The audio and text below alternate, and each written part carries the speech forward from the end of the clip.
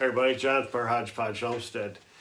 Hey, I am doing a collaboration video tonight on Can This, Not That. And this is being put on by LeAnne at LeAnne Farmhouse. All the other people that are doing this collaboration, we'll have them listed in the bottom of down in the comment section. Down below, whatever that is, you know how I don't know all that kind of stuff. But LeAnne also wanted us to know that if any of you watching this wanted to do a video on what you won't can again or what you will can again, just get a hold of LeAnne at LeAnne Farmhouse, and she'll give you the link, and you can go ahead and do a video too and put it up there. So what do you guys think about the no beard? Yeah, I messed up, so it's gone. But anyway, let's get on to what we're doing this video for here. So, all right, I think I'm going to do what I won't can first. And I've got some notes here. You know how I am. I can't keep my head straight long enough to stay on one subject. So we're going to go on with our notes. So what I won't can. Ground beef. It preserved great. The flavor was just exactly what it should be. I just didn't care for the texture of it. I really thought I would enjoy it in tacos, lasagna, whatever else you put it in, chili. But to me, it just fell apart too much, you know. And I cooked it first. I didn't raw pack it.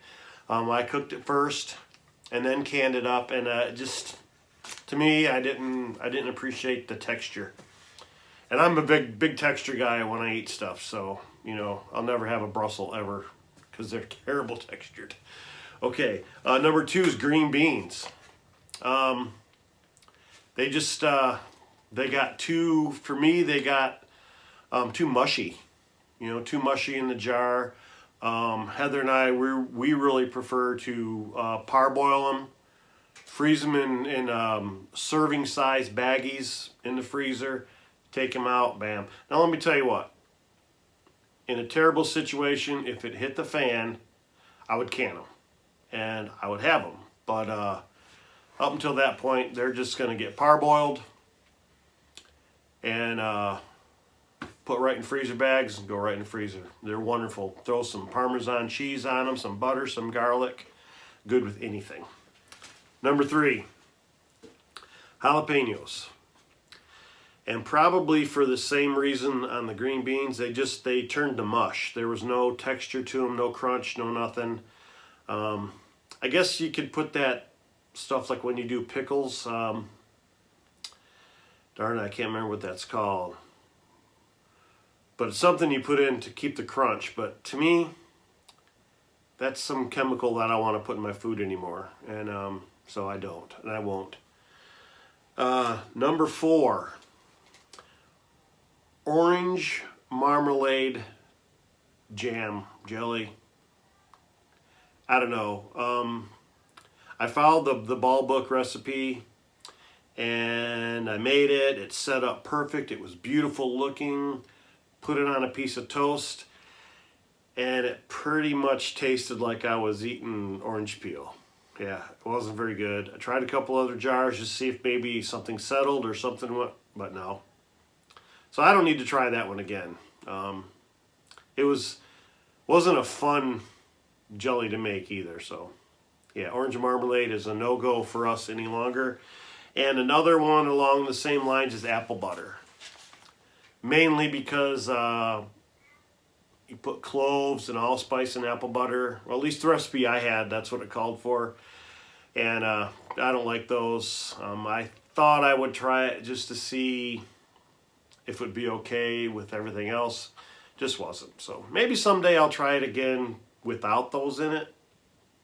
But yeah, I probably won't. I'm a blackberry, raspberry, grape, watermelon jelly. Now that's really good. We've made that before. That's really good. Okay, watermelon rind jelly.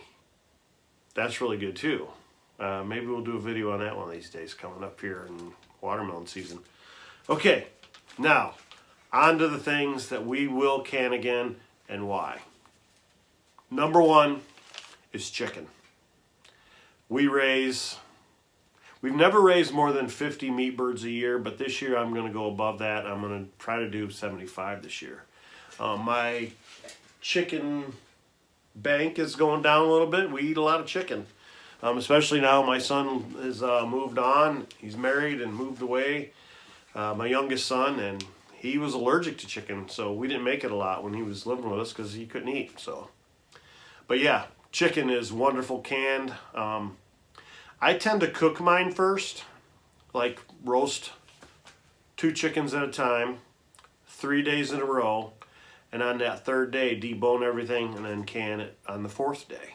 Kind of confusing there, I know, but that way I'm utilizing my time and my canners to the best of their ability. I've never done raw pack chicken. A lot of people do. I've just not done it that way. And for any other reason other than I've just not done it. But anyway, chicken. Yeah, love canned chicken, ugly chicken. It looks terrible in the jar. But boy, it comes out and it's wonderful. You can eat it right out of the jar. It's so good. Number 2 is venison. I just cube it up in like little 1-inch cubes. Fill the jar up. I don't add any water. I don't add any salt. I don't add anything. That way, if I want to use it for something else, I can do whatever I want to do to it at that point. But I just cut my venison up into 1-inch cubes, fill the jar, get the air out, seal it, process it for 90 minutes, golden. And it's so good all the time. It never fails. You cook it in everything. I love it in chili. It just gives an extra bite to chili, a different texture in chili versus just ground beef. Okay, another staple that we always can is carrots. Now, I'm not a carrot grower. I've tried to grow them. I just have never been successful to have enough carrots to can. So what I did a few years ago was we actually bought carrots that are designed for feed carrots, like if you're feeding the deer or whatever. I peeled them, I cut them, I put them in jars, I added water, and I canned them, and they're wonderful. You can't tell that was a carrot. I don't want to say designed to be fed to deer for deer hunting, but it was. I bought it at a bait store pretty much. I had a lady at a farmer's market one time tell me that you can't do that. But they're right back there, and I did that, and they're absolutely wonderful. I mean, a carrot's a carrot, right? Okay, so it's not a carrot that looks good enough to go in a store because it might be shaped funny, or it's really, really big or really, really small. They're wonderful. You eat it, it's a carrot. I put them in chicken when I cook them in a roaster. Pork roast, beef roasts, yeah, it's all just wonderful, and they will be canned every single year, whether I can grow them or not, and hopefully I can still get them, So we'll go on that route right now. Another thing is potatoes, and again, I'm not a great potato grower for some reason. I've not been real successful with potatoes yet. Hopefully this will be the year that changes. But potatoes go on sale quite a bit, and when they do, we usually try to go and buy them. Actually, the same place I got carrots, up in the Upper Peninsula of Michigan. When I go up there to see our son and daughter-in-law, there's a gas station that has like 2 10-pound bags of potatoes for $5, and they seem to have that sale all the time. So every time we go up there, I'll walk out there with 8 bags or whatever of potatoes, and then come home and I'll can potatoes when I get back from the Upper Peninsula. And I'm sitting on 1, 2, 3, 4, 5, 6, 7.5 rows, and there's 5 in a row, so I'm sitting pretty good right now. We'll be adding to that. This is the time of year we add a lot of stuff that's not from the garden. And that's just how we kind of work things around here. Okay. Acorn squash. That's another wonderful thing. They're easy to grow. We are successful at growing acorn squash, and we can them. And I primarily turn them into soup. That's the way I like to eat them. Or You know, I mean, when we grow them, I like to eat them, you know, in a pan too. But yeah, we tend to put them in a jar and make soup out of them in the winter. It's wonderful. It's a great recipe. I'm sitting on 1, 2, 3, 4, 5, 6, 7, 8 acorn squash. No, 9, 10, 11. 11 acorn squash still left over from last year's garden. They're starting to turn a little color, so I need to get on them and eat them. But yeah, those are the things that we won't can again and that we will can again. I'm interested to see what all these videos are going to be about, to see what everybody else really enjoys and what they don't like. So again, like I said before, down in below our video, you'll see all the links to all the other people doing this collaboration. Thanks again to LeAnne from the Mennonite Farmhouse for inviting us along, and we really enjoy doing these collaboration videos. It's pretty fun just to meet the other new people, you know, that we haven't done a collaboration with before, so that's pretty cool.